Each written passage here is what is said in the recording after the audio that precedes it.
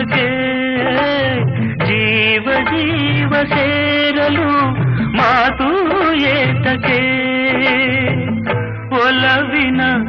ಕಾವ್ಯಕ್ಕೆ ಹಿಂದೆ ಪೀಠಿಕೆ ಕಂಗಳು ವಂದನೆ ಹೇಳಿದೆ ಹೃದಯವು ತುಂಬಿ